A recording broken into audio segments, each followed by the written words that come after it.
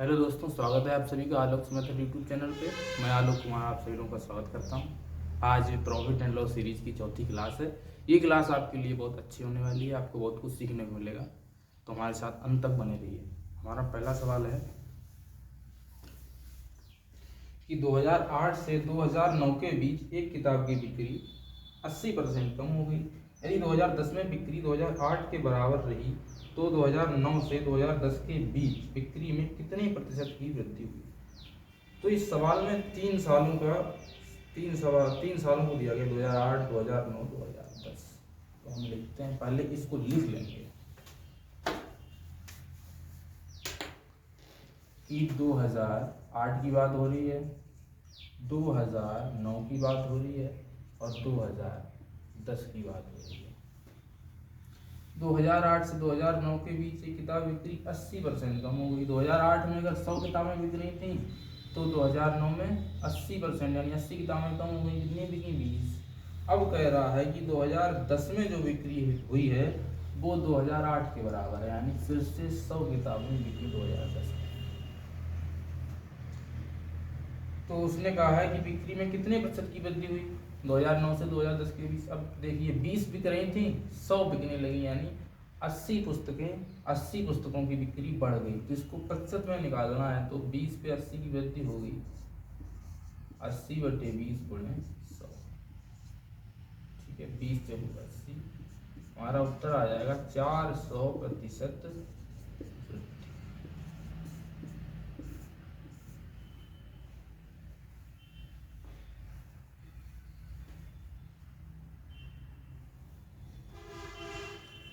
अब हमारा अगला क्वेश्चन है, अगले क्वेश्चन की तरफ बढ़ते हैं।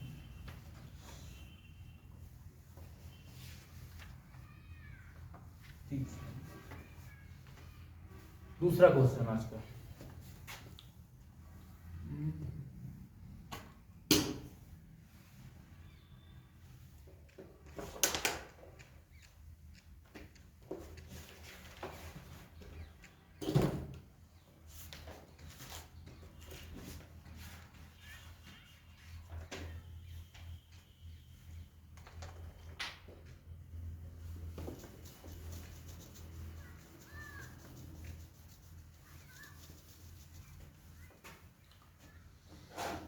हमारा दूसरा सवाल है, कृष्णन ने कुछ वस्तुएं 10 रुपए प्रति वस्तु की दर से तथा उतनी ही वस्तुएं 14 रुपए प्रति वस्तु की दर से खरीदी। वह उन्हें एक साथ मिलाकर 13 रुपए प्रति वस्तु की दर से बेच देता है, तो प्रतिशत लाभ ज्ञात कीजिए। तो यहाँ पे उसने कुछ वस्तुएं दे रखी हैं, वस्तुएं नहीं पता कितनी है, तो वस्तुएं मानेंगे हम। हमारे हाथ में वस्तुएं कितनी माने, तो सिर्फ एक वस्तु मानेंगे। ठीक है, एक वस्तु। ठीक है, एक वस्तु। कुछ वस्तुओं को हमने कितना माना? एक वस्तु कितने में खरीदी? 10 रुपए में। फिर उतनी वस्तु यानी एक वस्तु और खरीदी, एक वस्तु उसने और खरीदी, ये खरीदी है उसने 14 रुपए की। ठीक है, ये कुल मिला के 24 रुपए की उसने खरीदारी करी। और जो बेची है, जो विक्रय मूल्य है इन दोनों किताबों का, दोनों वस्तुओं का, कुछ किताबें यानी 2 किताबें, वो कितना है? 13 रुपए की एक किताब बेची, दो किताबें कितने की बेचेगा? 26 रुपए। तो यहाँ से दोस्तों लाभ में मिल जाएगा 2 रुपए का। ठीक है, ये हो गया आपका लाभ। 24 की खरीद के 26 की बेच रहा है, 2 का लाभ हो रहा है। तो ये लाभ प्रतिशत में बताना है तो 2 बटा क्रय मूल्य, लाभ बटा क्रय मूल्य। क्रय मूल्य है 24 गुणा 100 बटे 12। ये आपका आ जाएगा, यहाँ से काट के 25/2, सॉरी 25/2 नहीं, 25/4 से काटेंगे 25/3 आएगा। 8 सही 1/3% लाभ। ठीक है, अब बढ़ते हैं अगले प्रश्न की तरफ।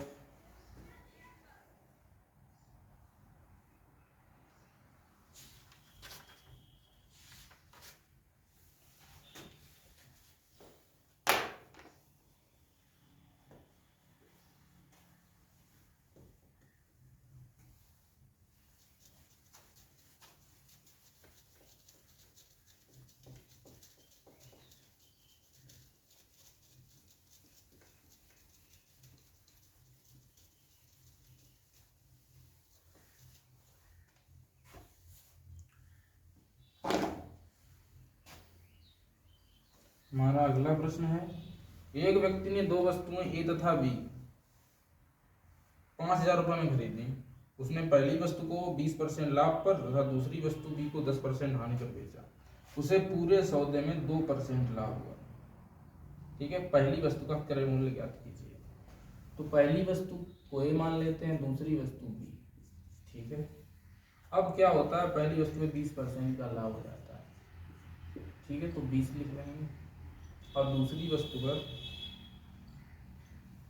10% की हानि हो जाती है। ठीक है, माइनस प्लस 10 या हानि है इसलिए माइनस 10, पूरे सौदे में 2% लाभ। अब हम क्या करेंगे, घटाएंगे। बड़े में से क्या घटाएंगे, छोटा घटाएंगे। तो 20 में से 2 गया, इधर बचा 18। और ये बड़ा तो 2 है, 10 तो बड़ा, माइनस 10 तो बड़ा है नहीं, तो 2 में से 10 घटाएंगे आप। 2 में से क्या घटाएंगे, माइनस का 10, तो आपका आ जाएगा 2 + 10 12। ठीक है, 12। यहाँ से कैंसिल करिए, ये 6 से 2 पे गया, अब ये 6 से 3 पे गया। ये पहली वस्तु का क्रय मूल्य है और ये दूसरी वस्तु का क्रय मूल्य। मिक्सचर वाले नियम से हमने निकाला है। ठीक है दोस्तों, तो यहाँ से अगर दोनों वस्तुओं का क्रय मूल्य निकाला जाए तो 5 है और प्रश्न में दे रखा है 5,000, यानी 1,000 से इसमें गुणा मल्टीप्लाई करना पड़ेगा। तो पहली वस्तु का क्रय मूल्य भी 2 ना होके 1,000 का गुणा करके कितना आ जाएगा, 2,000 रुपये। ठीक है दोस्तों, इस प्रश्न का भी आंसर आ गया।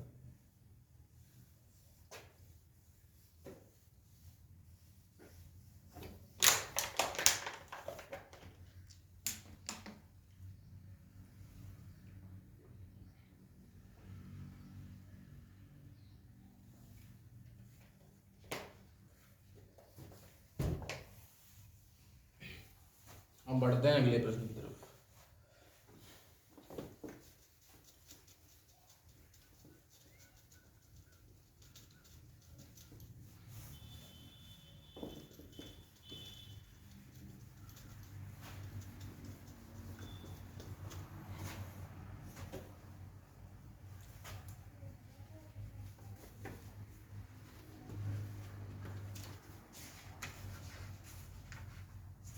हमारा अगला प्रश्न है, एक व्यक्ति 5 रुपए में 6 के भाव से पेंसिलें खरीद रहा है। 5 रुपए में 6 के भाव से, और 6 रुपए में 5 के भाव से बेचता है। उसका लाभ प्रतिशत ज्ञात कीजिए। तो अब यहाँ से बताइए, एक वस्तु का क्रय मूल्य कितना आएगा।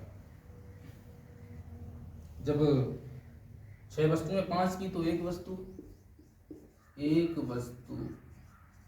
का क्रय मूल्य निकालेंगे और उसी की सहायता से हमारा उत्तर आएगा। एक वस्तु का क्रय मूल्य कितना हो गया, 5/6 रुपए। ठीक है, और विक्रय मूल्य कितना हो जाएगा, एक वस्तु का विक्रय मूल्य, एक वस्तु का विक्रय मूल्य हो जाएगा 6/5। ठीक है, तो इसको हम यहाँ पे लिखेंगे। ये सवाल लगाने का तरीका जो है बहुत ही सरल बना देंगे। ये 5/6 ये सीपी है, विक्रय मूल्य है, और विक्रय मूल्य एसपी कितना है, 6/5 है। तो इनका कैसे इसका क्रॉस मल्टीप्लिकेशन करेंगे। ठीक है, तो 25 आ गया सीपी और एसपी कितना आ गया, 6×36। तो यहाँ से हम देख रहे हैं 11 रुपये का लाभ प्राप्त हुआ। प्रतिशत लाभ चाहिए तो 11/25 क्रय मूल्य निकाल लीजिए,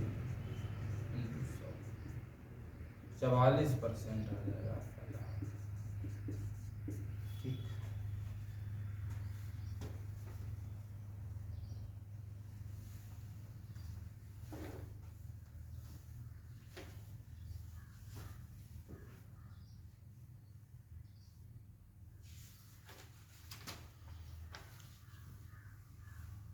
अब बढ़ते हैं अगले प्रश्न की तरफ। सवाल नंबर 26, सॉरी इसमें 26 है और ये क्या नंबर हो गया आपका, हो गया 5 नंबर क्वेश्चन का।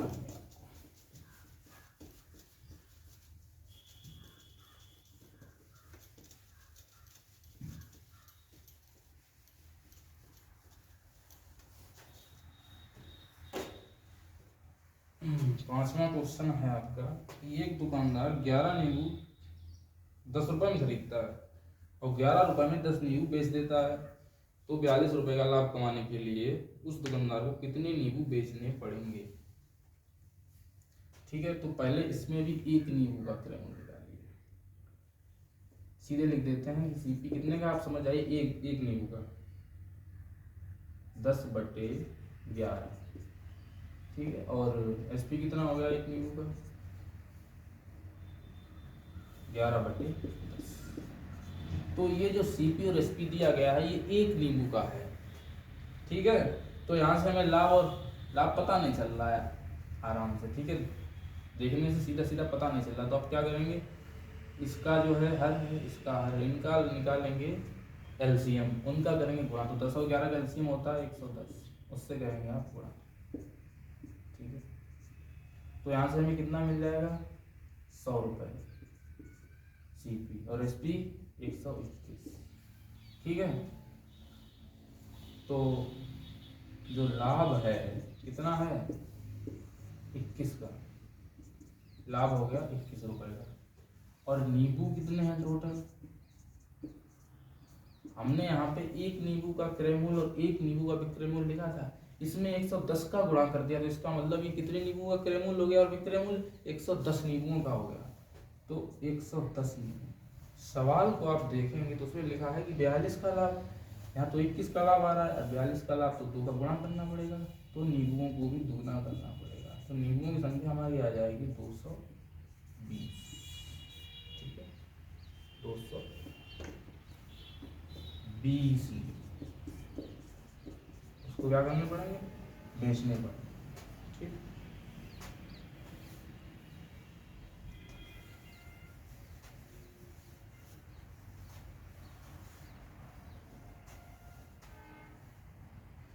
आपको हमसे कुछ कहना हो तो कमेंट में बता सकते हैं, कोई प्रश्न पूछना हो कमेंट में वो भी पूछ सकते हैं।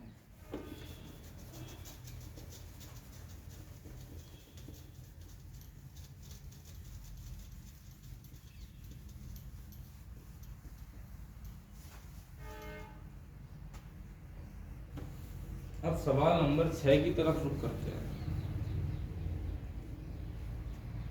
सवाल नंबर 6 है हमारा, एक व्यक्ति ने 34 रुपए में 8 की दर से संतरे खरीदे और 57 रुपए में 12 की दर से बेच दिए, 45 का लाभ। सेम क्वेश्चन है आपका। ठीक है, तो ये क्रय मूल्य निकालेंगे एक संतरे का, एक संतरे का क्रय मूल्य 34/8 और एक संतरे का यहाँ से इसकी भी क्रय मूल्य निकालेंगे, वो आ जाएगा आपका 57/12। ठीक है दोस्तों, अब यहाँ से सीधी सी बात है कि इनका एलसीएम लेंगे, 8-12 का उनका करेंगे मल्टीप्लाई। तो 8-12 का एलसीएम होता है 24 से गुणा करते हैं, तो यहाँ से आ जाएगा 102, सीपी हो गया 102 और एसपी हो गया 114। यहाँ से हम लाभ देखेंगे तो 12 रुपए का लाभ होगा, 12। और संतरे जो है हमारे हैं 24 संतरे, ये एक संतरे का था, क्रय मूल्य हमने 24 का गुणा कर दिया, 24 संतरों को रखेंगे। ठीक है, अभी उसकी आखिरी शर्त बची है, वो कह रहा है कि 45 का लाभ चाहिए इसे। तो यहाँ तो 12 का ऐसी कोई संख्या है नहीं, इसका गुणा करते हैं 45 आ जाए, तो आपको ऐसा करिए 45/12 गुणा करिए। अब देखिए आप 45 रुपये का लाभ आ गया, तो संतरों की संख्या भी निकालने के लिए 45/12 का गुणा करना पड़ेगा, तो आपके संतरे आ जाएंगे 90। ये हो जाएगा आंसर।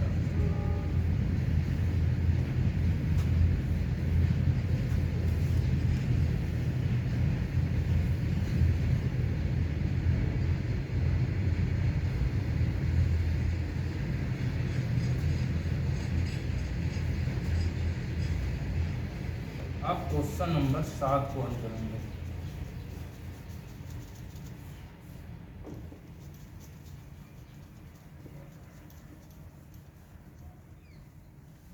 क्वेश्चन नंबर 7 थोड़ा और अच्छा क्वेश्चन है इन सभी क्वेश्चन की तुलना में। ठीक है, तो इसको भी उतनी आसानी से हल करेंगे, कोई समस्या नहीं आएगी। एक व्यक्ति ने क्या किया है, कुछ वस्तुएं 5 वस्तुएं जो है 5 वस्तुएं खरीदी 1 रुपए में, और उतनी ही वस्तुएं के हिसाब से 4 वस्तुएं खरीदी 1 रुपए में।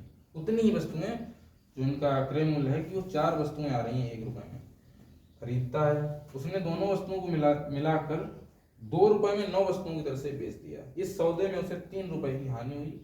तो उसने कुल कितनी वस्तुएं खरीदी थी? देखिए आप, सीपी जो है, पहले उसने 5 वस्तुएं 1 रुपए में खरीदी, तो एक वस्तु का सीपी इसी तरह से 1/5, ठीक है। और सीपी एक और आ रहा है इन 4 वस्तुओं का। 4 वस्तुएं खरीदी 1 रुपए में, तो एक वस्तु का सीपी कितना हो गया, क्रय मूल्य कितना होगा, 1/4।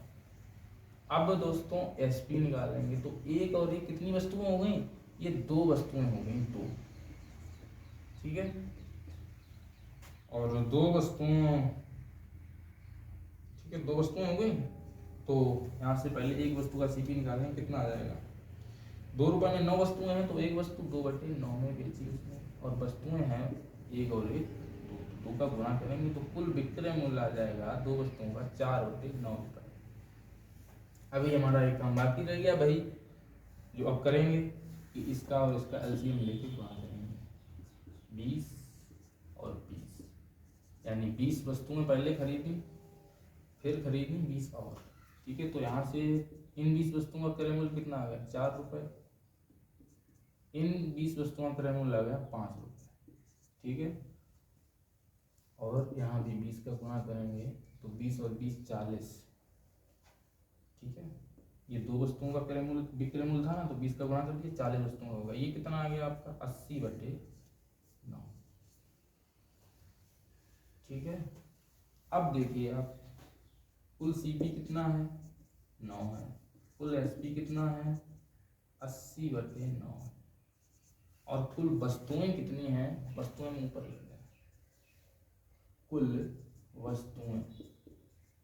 अभी जितना सवाल हल किया है इसके हिसाब से जो आंकड़े आ रहे हैं उनको लिख लेते हैं। कुल वस्तुएं हैं 20 और 20 40, ठीक है, इतना समझ गए। अब हम यहाँ से हानि देखेंगे। हानि अगर हम देखेंगे तो 1/9 की आएगी, सिंपल है ना। ये 81 यहाँ पे हो जाएगा, तब ये 9 होगा, और 81 यहाँ कब होगा, जब 1/9 इसमें जोड़ेंगे। इसका मतलब 1/9 कम है, यानी 1/9 रुपए की हानि हो रही है, ठीक है। तो हानि हमारी हो रही है 1/9 रुपए। ये सवाल लगाया है, जो आंकड़े आए हैं उनके हिसाब से, लेकिन सवाल के हिसाब से 3 रुपए की हानि हो रही है। तो सवाल के हिसाब से 3 रुपए की हानि करने के लिए हमें इसमें 27 से गुणा करना पड़ेगा, ठीक है। तो वस्तुओं में भी 27 का गुणा कर देंगे, कुल वस्तुएं आ जाएंगी 1080।